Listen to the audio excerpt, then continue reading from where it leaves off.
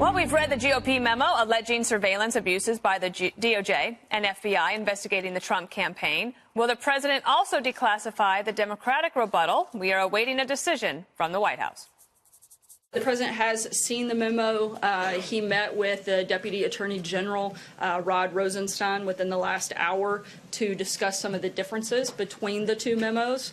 And we are undergoing the exact same process that we did with the previous memo, in which it will go through a full and thorough legal and national security review. We're in the middle of that process. When that's completed, the president will be given a thorough briefing on the findings of the different organizations and stakeholders that are involved, and we'll make a determination at that time. Democrats say they want it released as quickly as possible, but they're also voicing some concerns. What I'm more concerned about, Allison, is that they make political redactions. That is, not redactions to protect sources or methods, which we've asked the Department of Justice and FBI to do, but redactions to remove information they think is unfavorable to the president. That could be a real problem, and that's our main concern at this point. Okay. But it will certainly appear that the White House is trying to stonewall again if, in fact, they make these political redactions that we fear. There's a theory it could be a trap for the president.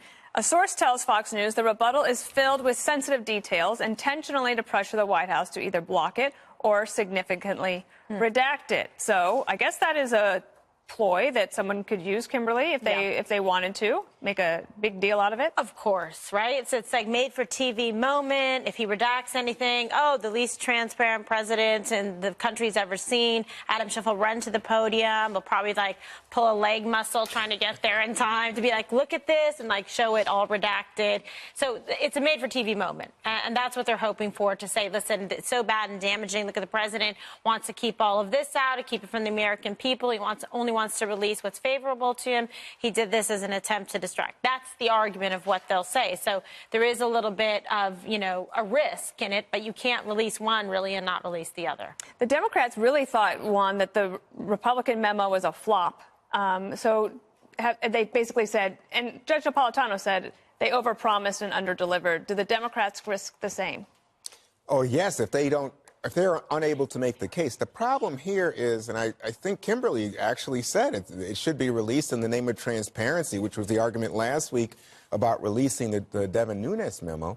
The only problem there was, of course, that there was so much classified information not attached, and so it's hard to fully gauge whether or not they're making a serious case, or it's just about discrediting the FBI, the Department of Justice, and undermining the Mueller investigation. In this case, you also have questions about classified information that's attached. And the issue for me is, once you agree to let out the Republican memo, how can you not let out the Democrats' response? And the only issue here, it seems, is whether or not President Trump, feeling that he's being intentionally lured into a trap, decides, no, I'm not going to do it, and doesn't give a hoot of what anybody has to say, even though he's the one, by the way, who put on the dog and pony show, who started this. Well, my sense, Jesse, is that the White House will release it, as long as it doesn't compromise sources and methods. And maybe if there is some sort of a trap in there, they might try to go back to the Democrats and say, you need to fix this. But my sense is they're going to release it. What do you think? They will. The Democrats are running scared. They're afraid of the truth. They know the truth's not on their side. Scared and of what? CNN, well, they're scared of this FISA memo that came out last week. They're saying it's not a big deal because they know it's a big deal, because they can't address the facts on the merit. I don't trust Schiff. He's a proven liar and a leaker. Remember, he leaked the Don Jr. testimony that blew up in his face when he got the date wrong. And then he said this Nunes memo was going to jeopardize national security. It was going to compromise methods, and it was going to be tampered with. All of those things were not true. So he's trying to trap the president into redacting something to make him look like an obstructor. Who knows what the president's going to do? He's going to side on the side of national security. They know they have to play games because they can't address the abuse that they undertook at their own Justice Department and FBI. Now, the real collusion is with Hillary and the Russians. She was one that paid for an agent to go to Russia. She was the one that paid for fake Russian dirt, and she was the one that paid for the wiretap on the Trump campaign. Comey better lawyer up, because Comey knew that it was unverified and salacious. Comey testified to the Senate that it was unverified and salacious, yet he was the one that brought this unverified and salacious document to the FISA judge. That is against the law. You cannot present unverified information to a FISA judge. So he's in big trouble. Also, why did he deliver this unverified document to President-elect Trump when he knew Hillary paid for it, but didn't tell the president-elect that Hillary paid for it? And then the day after he briefed the president on the dossier, it leaks. Very suspicious. He should maybe stop writing his book and lawyer up. You know, if I was a judge, I'd say, excuse me, lawyer, counselor, there was no relevance to anything you said to this case. Yeah? Point to one thing that I said that was incorrect. I think you said that because Steele's dossier may have been paid for by the Clinton campaign, it should have been ignored. So if the information is legitimate, unverified, so real, you don't take unverified information to a FISA judge. You don't know that it's unverified. We don't know Comey said it was unverified. No, he didn't. Yes, he did. Hold the tape. He said he's checking. He's checking. They have not. He better lawyer up. Yeah, boy, he better lawyer up. Comey said it was unverified and salacious. The Democrats are a bunch of criminals. Is that right? And what is on the dossier that has been verified, Juan? Because our own brain room says they couldn't corroborate anything. Oh, my God. So are you going to go against your own company on this? I'll go and against Comey? you.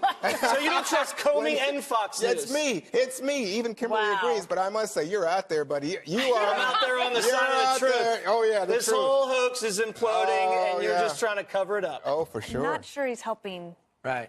Dana, I just think you point to anything that I said that was wrong. Fox Friends and the Kill Me Radio Show. Good to have you here. There's a giant Donald Trump looming over your shoulder, and you're pretending like it doesn't this matter. coming from Fox.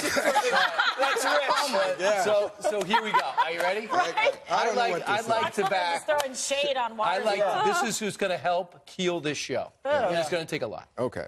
I like to back the New York Times effort to release the transcripts of the petitions put in front of the FISA court, and we'll know once and for all, for the first time since this court was created in 1978, what really went on in order to win over that judge. And I had to refresh my memory on this because it's always around terror cases up until President Trump was elected. And as you know, Kimberly, the judge sits there by himself. There's no counter-argument or defense attorney. They just go, FBI says, could you take a look at this? I'd like a warrant. And there's no pushback. It's a little more difficult than that. But it should be blatant. I like a warrant. And they said, okay, well, we'll take a look at this. And you know what? Judging by everything I see here, out of 35,000 times, I'm only going to reject 12. This won't be one of the 12. So it's rubber stamped and it's put forward. So there's two things that's going to be very interesting to find out in this 10-page memo. Number one, they say they're going to put in context Andrew McCabe's statement when he came out and said we would not have gotten this FISA warrant without the dossier. They said it's taken out of context, but the quote's accurate. So I can't wait to see how they put that in context. I guess it was through laughter or something. I'm not sure.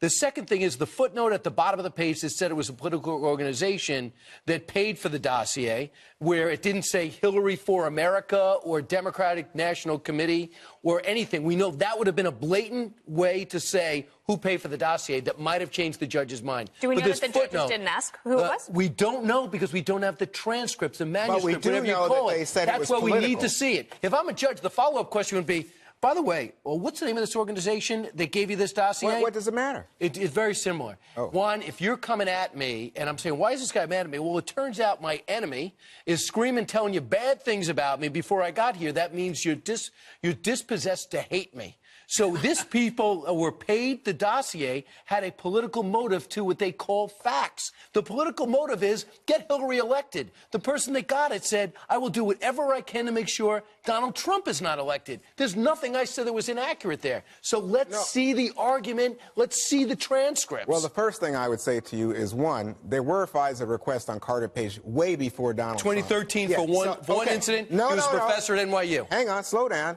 And then subsequently there were requests. And again, they had to be approved, especially in the last case, as we know, by Rod Rosenstein, who is a Trump. I'll accept your argument. Then why do you need the dossier? What? Why do you need the dossier? Because guess what? All 5 times you need the dossier. What? All 5 times you needed this dossier. Not 5 times. The dossier doesn't exist until late 2016. No, to get the petition forward. But you need to turn around and say this is... in order to get it approved for another time, you have to prove that there is still a need to be following somebody. So they had to provide additional evidence to that. And I'm not necessarily, for one, thinking that we need to open up all... This is just a to me, a real slippery slope to open up all of law enforcement to crowdsourcing by people like us. Like, I'm not qualified. Well, because it undermines our ability because to it do doesn't their involve job us. as well, If it was involved me, if I'm Carter, I'd like everything I can. I'm the most important person in the world. If I'm someone surveilling me because of a petition put in front of the FISA court, I'd like to find out the transcript. To Carter Page? Here he is from this morning. Take a look. These are your words. I served as an informal advisor to the staff of the Kremlin. You're advising the Kremlin. There was a lot of people advising. We were part of an informal group, and meeting in Geneva, Paris. We had a meeting in the New York Stock Exchange. The first meeting was in the New York Stock Exchange. What I've seen thus far is just complete ridiculousness. You've been under surveillance from the court since October 2016. Since that time, have you ever spoken to Donald Trump? I never spoke with him since. I never spoke with him any time in my life. You've never spoken to Donald Trump in your life? Nope. No email, no text, nothing like that? Never. So there you have it, Jesse. He's never even talked to the president. But yet he threw the election for Trump. How How did he get Donald Trump elected? Not the sharpest knife in the drawer, but I will say this. They just released some documents from 2015 from the Justice Department that said Carter Page actually helped the FBI put away Russian spies and expose them that were infiltrating our systems in the United States. So either he's a double agent, which he's not clearly, He might be because he's, I don't think he's that smart to play both sides. Spiral. Or why would the Russians recruit him again after he helped put Russian spies away a few years ago? No one it would doesn't make suspect sense, and he's an informal, unpaid advisor to the Trump campaign. It just doesn't add up why you'd open up an investigation on this guy. It's so clear that Papadopoulos and he threw the election for Trump. Why can't you see that? It's so obvious. A guy he never talked to or texted before threw the election and stopped Hillary Clinton from being the first female president. The president doesn't text. Yeah, thank God.